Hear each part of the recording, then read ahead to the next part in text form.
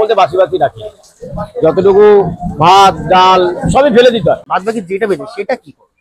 ওই তো বললাম না, ডাস্টবিন, ডাস্টবিনে ফেলে দাও। কিছু করার নেই, কিছু করার নেই, কারণ বাসি খাবার তো খাওয়াতে পারবে না, জয়মাতারা বলুন তো বাসি খাবার খাওয়াতে পারবে না। আর যারা ভিডিও করতে আসেন খাবারটাকে মানুষকে দেখানোর দরকার নেই। আচ্ছা বন্ধু, এই যে বৃষ্টি এত পরিমাণে হচ্ছে, দোকানে তো প্রথমত কাস্টমার তো খুব সংখ্যা কমে গেছে, এই খাবার দাবার গুলো কি হবে যদি কাস্টমার না হয়? কিছু করার নেই, টোটালটাই আমাদের ডাস্টবিন, ওই দেখো ডাস্টবিনে যাবে, অবশ্যই কিছু করার নেই। এটা তো মানে নন ভেজ কাউন্টারে এরকম, আর নন ভেজ কাউন্টারে যে মাছ টাছ যেগুলো আছে ওগুলো কি হবে? কিছু করার নেই, যতটুকু পারি।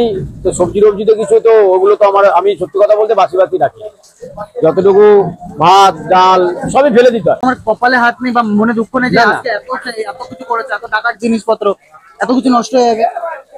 একটা কথা যেমন বলি, ব্যবসার উত্থান আর পাথান আছে। তুমি কি ভেবেছিলে যে আজকে বৃষ্টি হবে? না, তাহলে আমিও ভাবিনি যে বৃষ্টি হবে, আমার কর্ম আমাকে করতে হলো। এখন যদি এইভাবে বৃষ্টি নামে কিছু তো করার নেই, মানে সব খাবার মোটামুটি ফেলানোই যায়। হ্যাঁ হ্যাঁ, এটা হয়।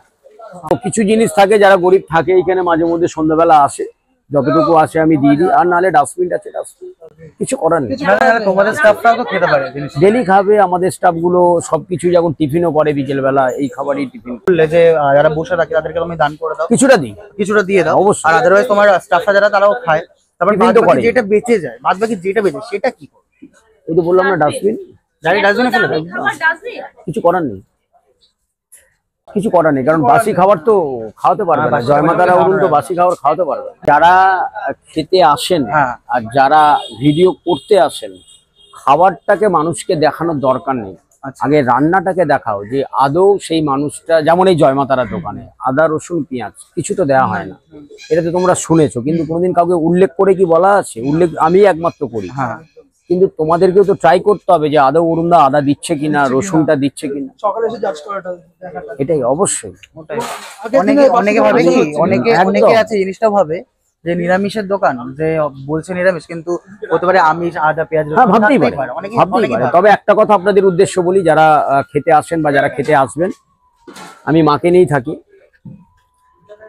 আমার গর্ভধারিণী মা আর আমার জয়মাতারা, আমি দিব্যি করেই বলছি, এটাকে কিরকম ভাবে নেবেন আমি জানি না। আমার মা রিসেন্টলি ক্যান্সার থেকে সুস্থ হয়ে জয়মাতারা চরণে এসছেন, বাড়িতে সুস্থ আছেন এবং দোকানেও আছেন, এর থেকে আর বড় কথা কি হতে পারে? এটা খুব বেশ ভালো লাগলো শোনা। অনেকেই বলে মা একটু কেন, মা আমার একদম জয়মাতারার কৃপাতে ডাক্তারবাবুদের চিকিৎসায় মা একদম সুস্থ। না না, দিব্যি কেটে কিছু বলতে যাচ্ছি না, মানে অনেকেই তো বিশ্বাস করেন না, যেহেতু আমি মাকে নিই, আমার তারা মা আর আমার গর্ভধারিণী মা, আমি দুজনকে নিয়েই তো মায়ের কাছে রাখি।